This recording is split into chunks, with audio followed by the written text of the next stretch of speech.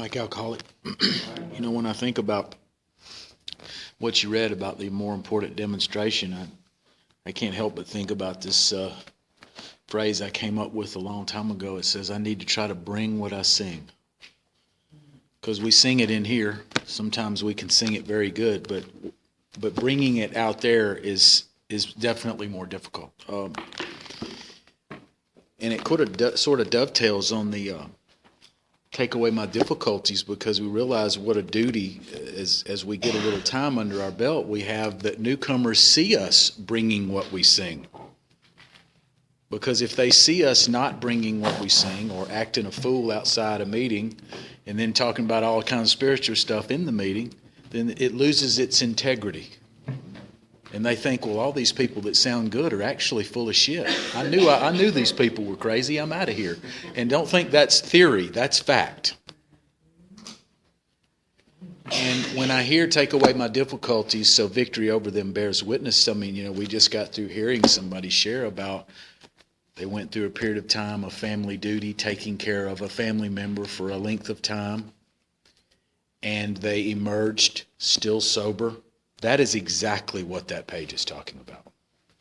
Things that come up in life, I get through them. I would have drank over a fraction of them, but I share in a meeting with others that I got through this and I didn't have to drink. And somebody else shares about a difficulty they got through, bearing witness to others that may not have had that happen to them yet, that it's possible.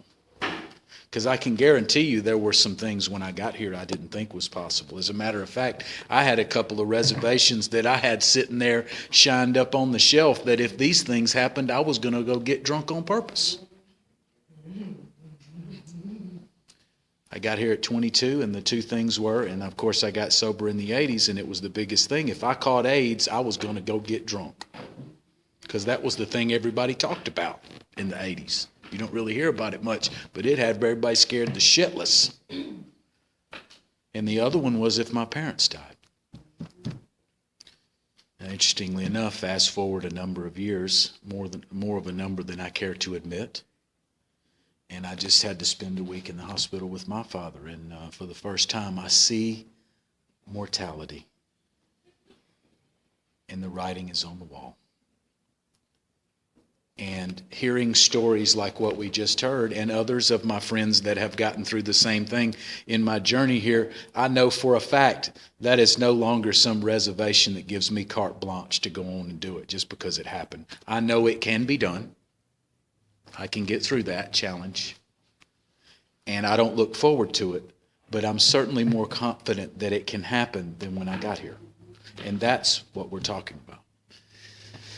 Talking about bringing what we sing, it really ties into in the 12 and 12 on 39, and it really talks about it and spells it out very clearly there. It said, more sobriety brought about by admission of alcoholism and attendance at a few meetings is very good indeed, but is bound to be a far cry from permanent sobriety and a contented, useful life. That is where the remaining 11 steps come in. Nothing short of sustained personal effort will bring about this much desired result. Now, what it's telling me is that the much desired result is not just sobriety, sitting on my knuckles, just being off the sauce, not bringing what I sing and being miserable as shit, a dry drunk.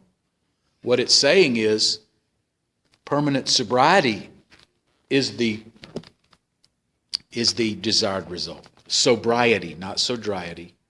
Contented, useful life is the desired result, not being stark raving sober, which is what Bill W. called it, by the way, in one of his talks the night Dr. Bob died. Stark raving sober. I can be off the stuff. You can chain me to a tree and I'll be off the stuff. But I'll be absolutely stark raving, like one of them World War Z zombies, looking to feed. But today, honestly, I can say that desire to feed with alcohol has been removed. But not by me just sitting in a chair, hoping it runs off by osmosis, or expecting Big G to just do it all. I think we put too much on God. God's going to do for me what I can't do for myself, but He is not going to do for me what I can. And I think a lot of people miss that. I think it's important to realize that there are things in recovery I can do, and I damn well need to do, because I need to get in the practice of it. Because this does need to be like training.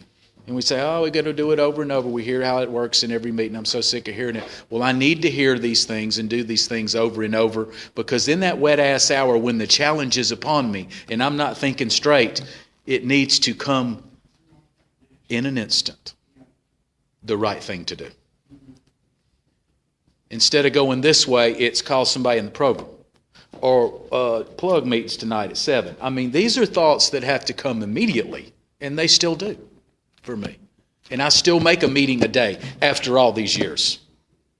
There is no, well, there is to a certain extent advanced AA. I mean, I guess you could get advanced about it and you learn all the page numbers and the connections between books. And believe me, I can spout the advanced shit with the best of them. But it all still is the basics.